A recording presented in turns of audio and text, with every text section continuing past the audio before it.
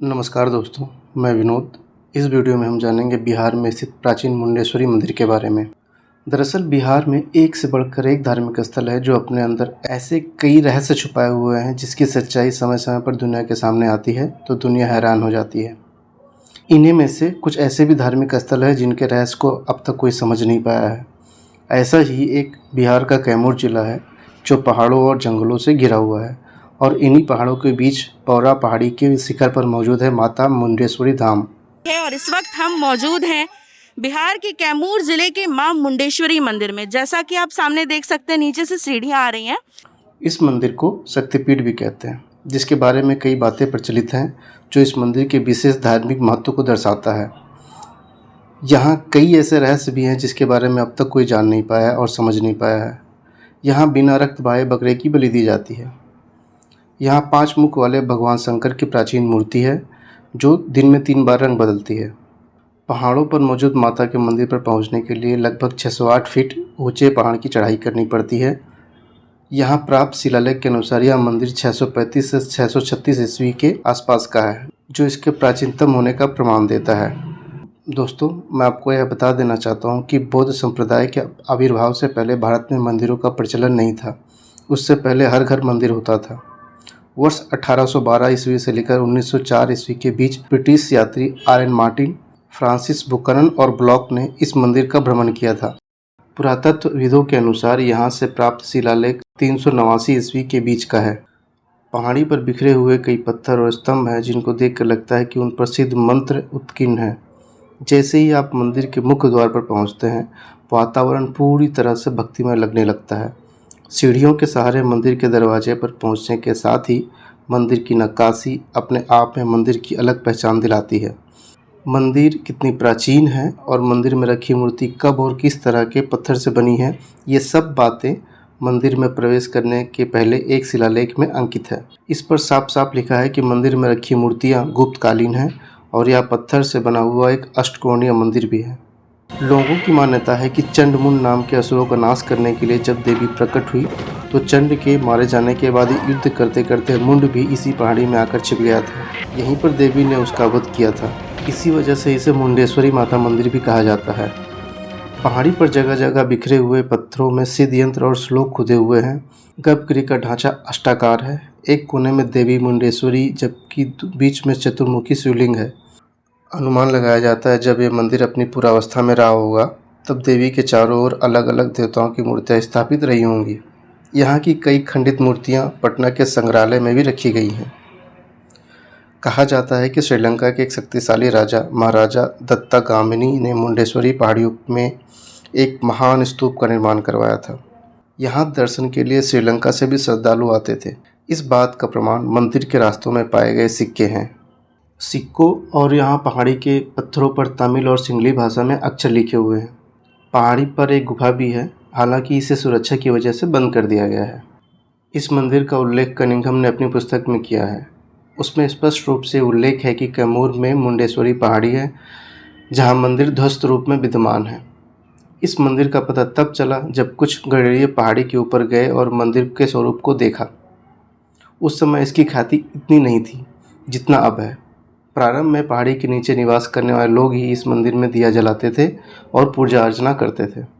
यहाँ से प्राप्त शिलालेख और वर्णिक तथ्यों के आधार पर कुछ लोगों के द्वारा यह अनुमान लगाया जाता है कि यह आरंभ में वैष्णव मंदिर रहा होगा, जो बाद में शैव मंदिर हो गया तथा उत्तर मध्ययुग में शाक्त विचारधारा के प्रभाव से शक्तिपीठ के रूप में परिणित हो गया। मंदिर की प्राचीनता का आभास यहाँ मिले महाराजा दुत्तगामिनी की मुद्रा से भी होता है, जो बौद्ध साहित्य के अनुसार अनुराधापुर वंश का था और ईसापुर 101 से 77 में श्रीलंका का शासक भी रहा था। ये मंदिर में यहाँ पर किसी दूसरी प्राचीन लिपि में कुछ लिखा हुआ है। ये क्या लिखा हुआ है? क्या लिखा है इसको कोई पढ़ नहीं पाता है। इसकी लिपि के बारे में भी कोई जानकारी नहीं है।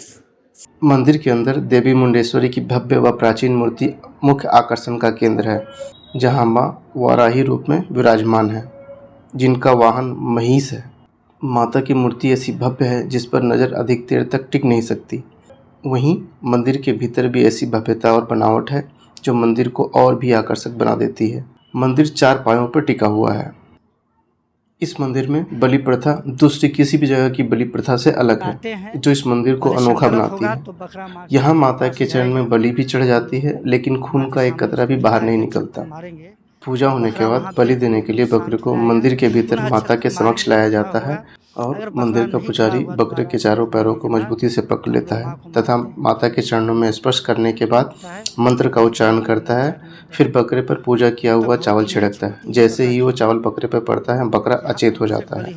कुछ देर तक बकरा अचेत रहता है। जब पुजारी कुछ मंत्र पढ़ते हैं और माता के चरणों में पड़े फूल को फिर से बकरे पर फेंकते हैं तो बकरा ऐसा जागता है जैसे मानो वो नींद से जागा हो। इस प्रकार बकरे की बलि की प्रक्रिया भी पूरी हो जाती है और खून का एक बूंद भी बाहर नहीं निकलता।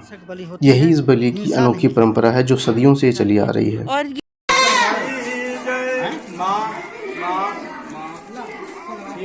जय माँ भगवती शरण में रखना मुंडेश्वरी जगदम्बा ने पहाड़ा वाली माता। खड़ा हो जाए, खड़ा हो जाए, खड़ा हो जाए। मनौती देख ली आप, देखिए मनौती, जो भी मनत है आपका परिपक्व है। बोलो सच्चे दरबार की जय। खड़ा खड़ा खड़ा खड़ा। इस बलि में बकरा चढ़ाया तो जाता है, लेकिन उसकी जान नहीं ली जाती। इस मंदिर की सबसे बड़ी विशेषता पशु बलि की सात्विक परंपरा है, जिसे देख भक्त माता का जोर जोर से जयकारा लगाते हैं। श्रद्धालु इसे माता का चमत्कार मानते हैं। चमत्कार यहीं खत्म नहीं होता। मंदिर के अंदर एक और ऐसा चमत्कार है जिसे देख आप हैरान रह जाएंगे। मां मुंडेश्वरी के मंदिर में गर्भगृह के अंदर पंचमुखी भगवान का शिवलिंग है, जिसकी भव्यता अपने आप में अनोखी है। भोलेनाथ की ऐसी मूर्ति भारत में बहुत कम पाई जाती है। इस मूर्ति में छुपा हुआ रहस्य है, ऐसे रहस्य जिनके बारे में कोई आज तक जान और समझ नहीं पाया है। मंदिर के पुजारी की माने तो ऐसी मान्यता है कि इस मूर्ति का रंग सुबह, दोपहर और शाम को अलग अलग दिखाई देता है। कब शिवलिंग का रंग बदल जाता है पता भी नहीं चलता। मां मुंडेश्वरी मंदिर के बीचों बीच गर्भगृह में यह शिवलिंग स्थापित और बेहद प्राचीन है। सुबह जब लोगों की दृष्टि पड़ती है तो इसका रंग अलग रहता है, दोपहर में रंग अलग और शाम होते होते रंग फिर से बदल जाता है। सोमवार को बड़ी संख्या में भक्तों द्वारा शिवलिंग पर जलाभिषेक किया जाता है। यहाँ मंदिर के पुजारी द्वारा भगवान भोलेनाथ के पंचमुखी शिवलिंग का सुबह श्रृंगार करके रुद्राभिषेक किया जाता है। मुंडेश्वरी धाम में श्रद्धालुओं का साल भर आना लगा रहता है, लेकिन नवरात्रि के मौके पर यहाँ श्रद्धालुओं की भीड़ ज्यादा रहती है। पहाड़ी के शिखर पर स्थित मुंडेश्वरी मंदिर तक पहुँचने के लिए 1978 से 1989 में सीढ़ी का निर्माण किया गया। वर्तमान में इसका तेजी से विकास हो रहा है और दूर दूर से श्रद्धालु व पर्यटक यहाँ आते हैं। मंदिर को 2007 में बिहार राज्य धार्मिक न्यास परिषद ने अधिग्रहित कर लिया था। इसके प्रयास से 2.5 एकड़ जमीन पर्यटन विभाग को सौंप दी गई। धर्मशाला और यज्ञशाला का निर्माण कराया गया। श्रद्धालुओं की सुविधा के लिए वैष्णो देवी और राजगीर की तर्ज पर यहाँ रोपवे बनाने का कार्य भी किया गया है। मोहनिया और बेतरी गाँव के पास भव्य मुंडेश्वरी प्रवेश द्वार बनवाया गया है। यहाँ पर अतिथि गृह भी बना है। मंदिर का ध्वस्त गुंबद बनाने की कोशिशें भारतीय पुरातत्व विभाग की ओर से हो रही है। पुरातत्व विभाग के पास उस काल के गुंबद का नक्शा उपलब्ध है। भविष्य में हम आशा करते हैं यहाँ पर एक भव्य और सुंदर मंदिर फिर से निर्माण होकर के तैयार रहेगा, जो हमारे देश के पर्यटन में बढ़ावा देगा। ये देश न जाने ऐसे कितने रहस्यों को अपने अंदर समाये और छुपाए हुए हैं। जैसे जैसे खुदाई होती रहेगी वैसे वैसे रहस्य बाहर आते जाएंगे। कुछ ऐसे और भी रहस्य जानने के लिए हमारे वीडियो को देखते रहिए, उसको सब्सक्राइब कीजिए। आपको अगर ये वीडियो अच्छा लगा हो तो उसे लाइक कीजिए, दूसरों को शेयर भी कीजिए। धन्यवाद।